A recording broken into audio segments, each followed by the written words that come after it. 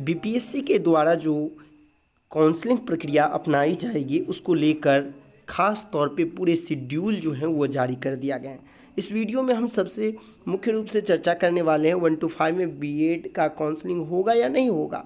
तो देखिए, अभी जो बीपीएससी की ओर से जो लिस्ट ऑफ डॉक्यूमेंट्स मांगा जा रहा है, कहा गया है जो ये आपको डॉक्यूमेंट्स लगेंगे, उसमें एक चीज़ सामने निकल के आई है कि कहीं ना कहीं 1 to 5 की यदि हम बात कर ले तो उसमें भी बीएड अभ्यर्थी, देखिए क्लियर कट तो नहीं कहा गया है लेकिन हम मान सकते हैं कि उनका भी कहीं ना कहीं काउंसलिंग हो सकता है। ये मैं क्यों कर रहा हूँ, इस सर्टिफिकेट की लिस्ट से आप समझ सकते हैं। देखिए, ये जो लिस्ट है वो आज बीपीएससी के द्वारा जारी किया गया है। यदि आप देखेंगे तो हम वो भी चर्चा कर लेंगे कि कौन कौन से डॉक्यूमेंट लगेंगे, लेकिन सबसे पहले आप देख लीजिए यहाँ स्पष्ट क्या है। यदि हम बात करें, इसमें आप देखेंगे तो 1 to 5 के लिए कौन कौन से डॉक्यूमेंट लगेंगे, 9th और 10th के लिए क्या लगेंगे, और 11th 12th के जो कैंडिडेट हैं उनके लिए क्या सर्टिफिकेट लगेंगे, उसके बारे में ब्यौरा बीपीएससी ने दी है। तो यहाँ तक तो कॉमन है कि सभी को लगेंगे, लेकिन आप देखें यहाँ से तो ये जो डॉक्यूमेंट हैं आप यहाँ क्लियर कट देख रहे हैं कि क्लास 1 to 5 के लिए। अब देखिए यहाँ एजुकेशनल क्वालिफिकेशन और यहाँ जो आप देखेंगे एजुकेशनल क्वालिफिकेशन एंड सर्टिफिकेट, ये पूरे के पूरे क्या कह रहे हैं कि डॉक्यूमेंट या सर्टिफिकेट 1 to 5 के लिए ये चाहिए। साथ ही साथ यहाँ जो आप मेंशन देखेंगे ना, यहाँ बीएड या बीएड एमएड या डीएलएड 1 to 5 एंड डॉक्यूमेंट या सर्टिफिकेट, यानी कि सीधे तौर पे आप समझ सकते हैं कि यदि इसमें देने का मकसद क्या है।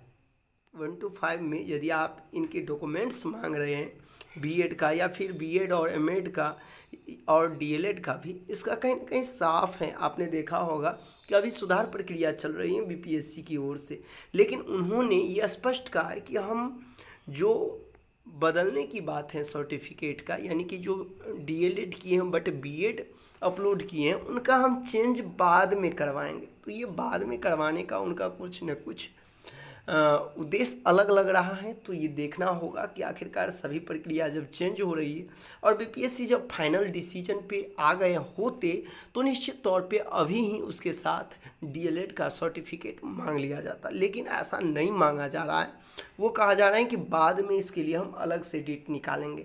और ऐसे में आप समझ सकते हैं कि यदि इस तरह की बात 1 to 5 में की जा रही तो कहीं ना कहीं बीपीएससी भी अभी इस दुविधा में है कि आगे मुझे क्या करना है, क्या डिसीजन लेना है।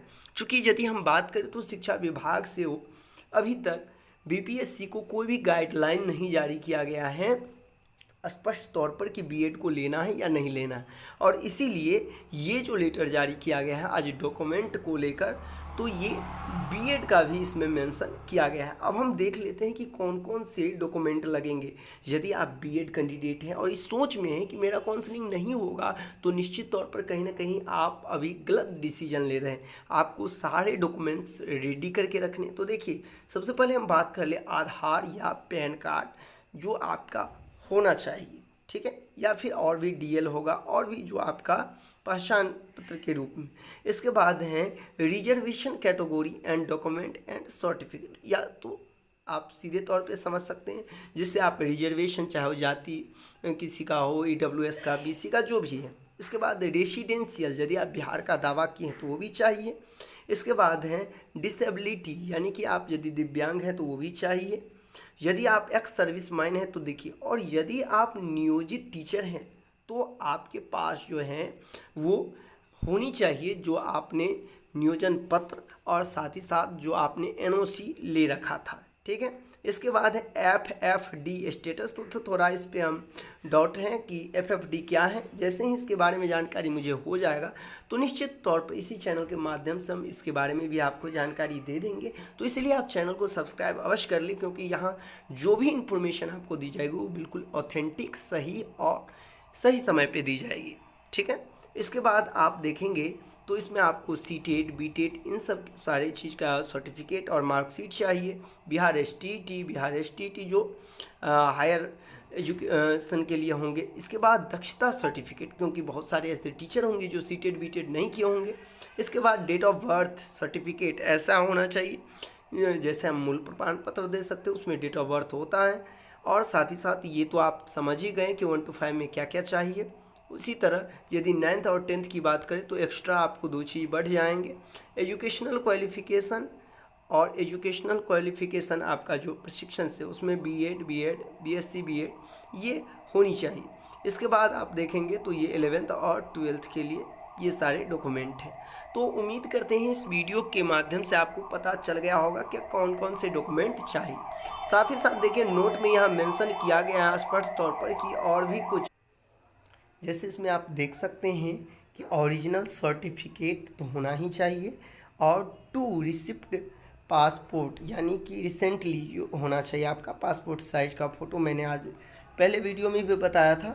साथ ही साथ कंप्लीटली फाइल होना चाहिए, ऑनलाइन एप्लीकेशन फॉर्म होना चाहिए, आपके साथ एडमिट कार्ड होना चाहिए और साथ ही साथ 2 सेल्फ अटेस्टेड जीरोक्स कॉपी भी सभी डॉक्यूमेंट का होना चाहिए।